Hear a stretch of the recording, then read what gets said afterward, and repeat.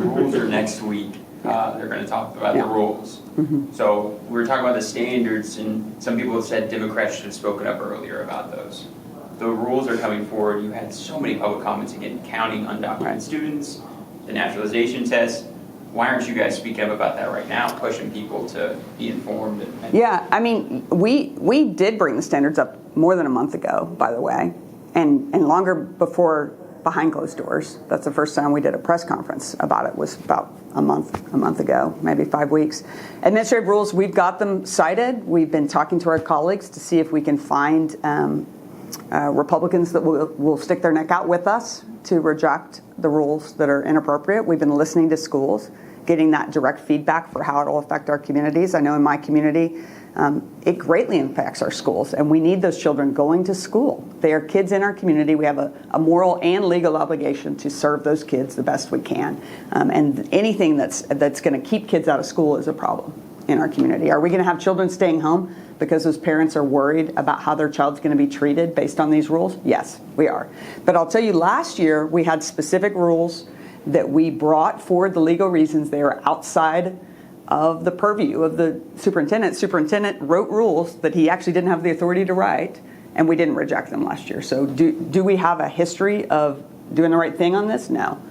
So I think what you'll see are the Senate Democrats on those committees have been working very hard to identify in detail what the rules are that are out of line and why they're out of line.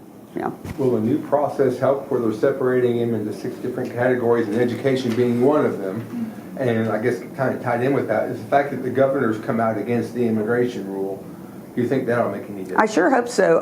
The process, so far we've done a lot of bureaucracy in the process, but not a lot of actual action. And so that's my concern about the way the process has worked.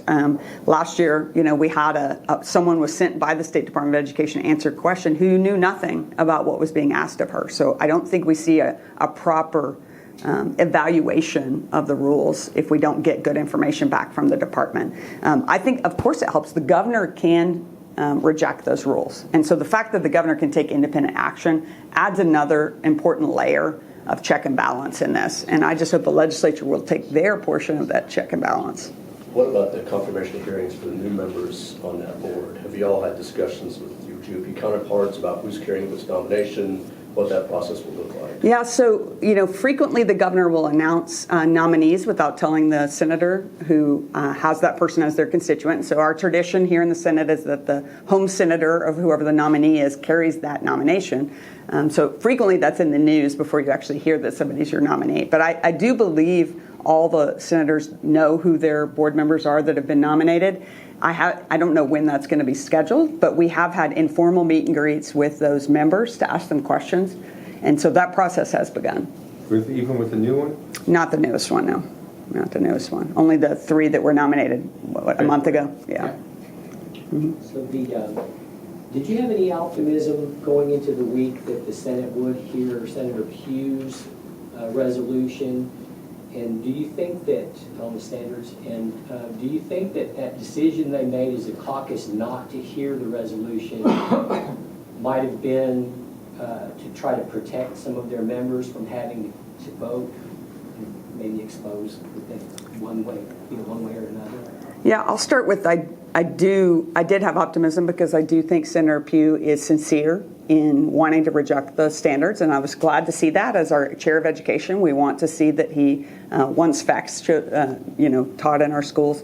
In terms of their decision making, I mean, we see quite clearly the governor wasn't lobbying like he could have if he truly wanted those sent back. I did not see him over here working members. I will say that I know they are scared of Ryan Walters. They're scared of superintendent, and the apparently still believe that he has political weight in districts, because I know schools have been calling their members. So there must be a counterpoint to that. We saw a very small turnout to a rally supporting the standards this week. I don't think that's the kind of numbers that show me that Republicans needed to avoid that. But I think there's a lot of fear about people's primaries. Which means it's a political decision, not an actual educational student decision,